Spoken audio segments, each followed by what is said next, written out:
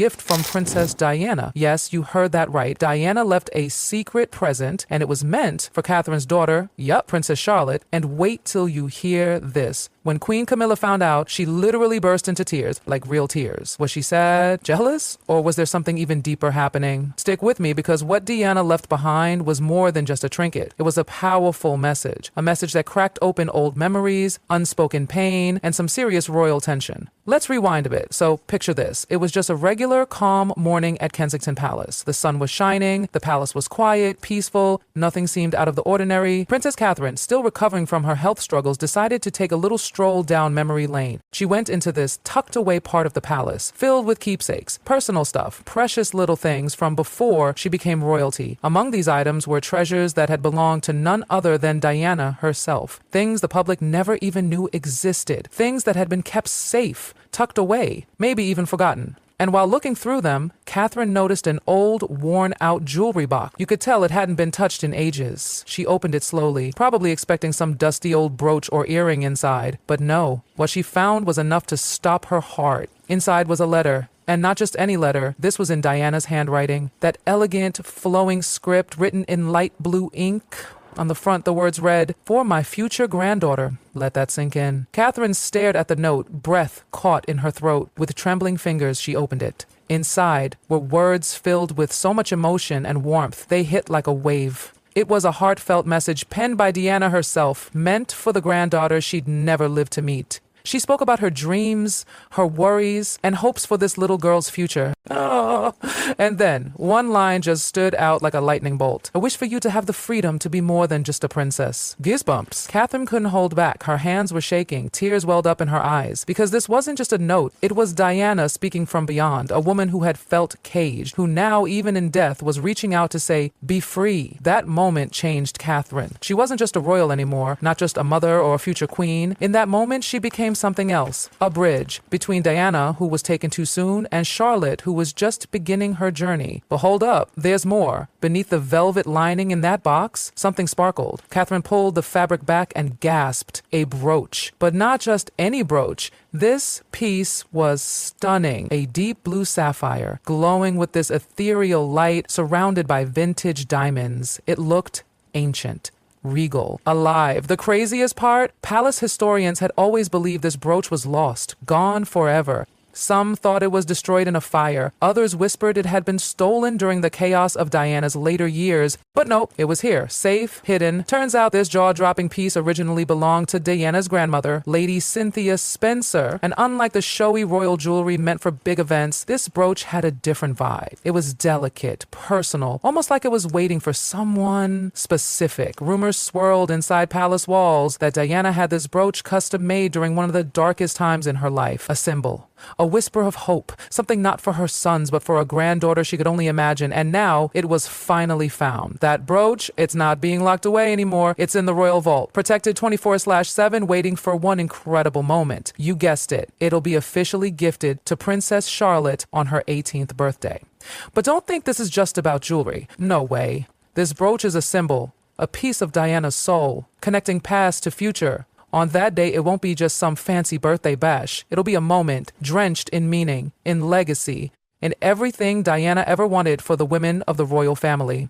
It's not about riches. It's about love, about the strength to stand tall, about the freedom to be more. And Catherine, she felt every single ounce of that weight, that love, that responsibility. But what was life like for Diana inside those palace walls? Why did she feel so trapped that she left messages for someone she'd never meet? Oh honey, the real story is just getting started. So now we know Diana left a love letter and a priceless heirloom for a granddaughter she never met. But the why behind it all? It goes way deeper than anyone expected. It's not just a gift, it's a cry from the past. A woman who felt silenced, trapped, and desperate to be heard. Let's talk about Diana and her life behind palace doors, because if you thought it was all ball gowns and tiaras, think again. Diana's journey with the royal family was a roller coaster. Glamorous on the outside, but full of emotional chaos behind closed doors. When Queen Elizabeth first met Diana, she thought the young, shy aristocrat would be perfect royal material. She ticked all the boxes. Well-bred, sweet, innocent, but the queen underestimated something huge. Diana's emotions, her heart. But here's what most people don't know. Diana wasn't completely alone. One of her unexpected allies, Prince Philip, Charles's father. He actually tried to help Diana when things got really bad. He wrote her heartfelt letters in 1992, trying to guide her through the chaos. And even though he admitted he wasn't great at giving marriage advice, she was grateful. She even signed her replies with warm words, but that support didn't last forever. Later on, Philip turned cold. He started writing her critical letters, focusing more on the royal family's reputation than Diana's pain. And that was the final blow. Diana felt betrayed again, this time by someone she thought she could trust. And then there's Camilla. Ooh, Camilla. She was always in the background, wasn't she? Diana once thought she was just an old friend of Charles, but after the engagement, Charles finally admitted he had been involved with her. That's when Diana's suspicions exploded. Camilla went from being just a name to the other woman. And don't even get us started on that bracelet. Yes, that one. The one engraved with secret nicknames. That wasn't just a trinket. It was a symbol of everything Diana feared. Her worst nightmare, lying in gold. But even in the middle of all this pain, Diana had moments of happiness. One of them was her friendship with Sarah Ferguson. Yes, Fergie. The two were actually distant cousins and had known each other since childhood. Diana even set her up with Prince Andrew. They had their goofy moments, their ski trips, their giggles. But of course, the press had to ruin it. They pitted the women against each other, turning friendship into a tabloid rivalry. And when Sarah mentioned in her autobiography that she got warts from borrowing Diana's shoes, that was it. Diana cut her off. They hadn't spoken for a whole year before Diana passed. And let's not forget Diana's bond with her sons. William and Harry were everything to her. She wanted them to have a real life, not just a royal one. She took them to McDonald's, rode public buses, and even waited in line at amusement parks. He wanted them to feel human, to be grounded, not palace robots. William once said that his mom taught him to live freely, to embrace the world outside the palace walls. Harry, too, remembers her hugs, her playful spirit. She made life feel real. But when Diana died suddenly in 1997, William was only 15 and Harry just 12. The pain? It never left them. Harry says he still craves her hugs. So, is it really surprising that Diana left behind a message, that she wanted to give something to the next girl in line, that she wanted Charlotte to have a life full of choice, not just duty? Of course she did, but let's talk about the ones who didn't appreciate Diana's fire. Princess Anne? Totally different from Diana. Anne was no nonsense, nature-loving, quiet. Diana was glamour, glitter, and bold emotions. Anne saw her as overly emotional. They didn't get along, not even a little. Princess Margaret? At first, she adored Diana. She knew what it was like to be under the spotlight. But after that BBC interview, you know, the one where Diana said there were 3 of us in this marriage, Margaret was done. She cut off all contact, burned Diana's letters, and at the funeral, didn't even bow her head. Ouch. And the Queen Mother? Oh, don't let the sweet grandma vibes fool you. She was friends with Diana's own grandmother. Thought the whole marriage was a good idea at first. But as things soured, she stood with Charles. Diana, she felt totally abandoned. Now, Princess Michael of Kent? Just no. Diana couldn't stand her. She thought she was snobbish, cold, even offensive. Princess Michael once allegedly told black guests to go back to their colonies, and she named 2 black sheep after Venus and Serena Williams. I mean, who does that? Diana called her the U-boat commander. That says everything. So yes, Diana lived in a palace, but her life was filled with betrayal, cold shoulders, and constant pressure to be someone she wasn't. And even with all of that, she managed to stay real, honest, kind, brave. That's why Catherine's discovery of that letter was like Diana reaching out from beyond the veil. And it hit Catherine hard. She locked the door. She sat there alone,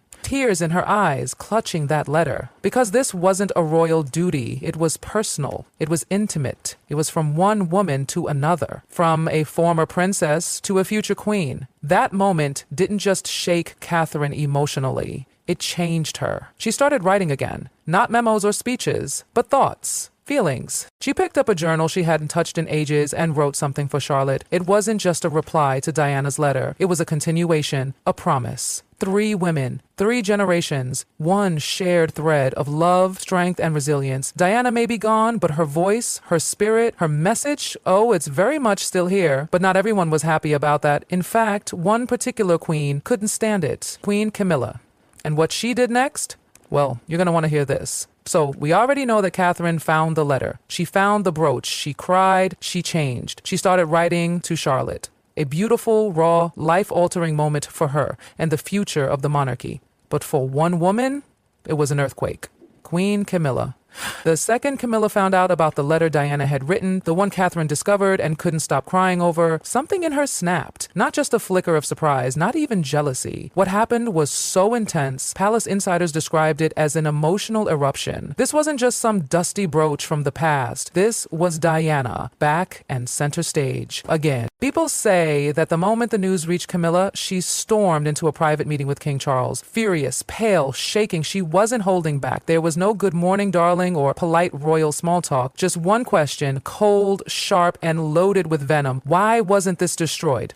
That's it. That was her first reaction. Destroyed. Not protected, not honored, not even questioned. Destroyed. And that tells you everything you need to know. Camilla didn't care about the jewels or the sentimental value. This wasn't about a piece of sapphire or pretty cursive handwriting. It was about the ghost of Diana returning at the worst possible moment. For Camilla, this was supposed to be her time, her era, her reign. She had fought to get here through years of whispers, insults, being branded the other woman, the home wrecker. She survived the PR storm. She wore the crown, but deep down, she knew she'd never have the crown that truly mattered, the people's hearts. And just as she thought maybe the world had finally moved on from Diana, boom, a letter, a brooch, a story so full of love and legacy that the press went wild. Photos of Catherine with tears in her eyes. Headlines praising Diana's wisdom. People crying, reposting, remembering. And guess who wasn't mentioned? Camilla. This wasn't a press cycle, this was a reckoning. According to palace staff, Camilla didn't sleep that night. She stayed up making calls, demanding an internal investigation. She wanted every item tied to Diana in the royal archives accounted for. She needed control, not for the public. Oh no, this was all in private. She was terrified. What else had Diana left behind? What other time bombs were hiding in those ancient drawers just waiting to explode?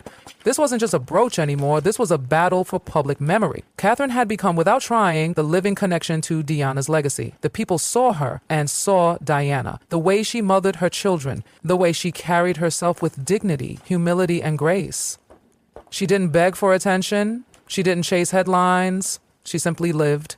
And that made Camilla's blood boil. Because Camilla had spent decades fixing her image.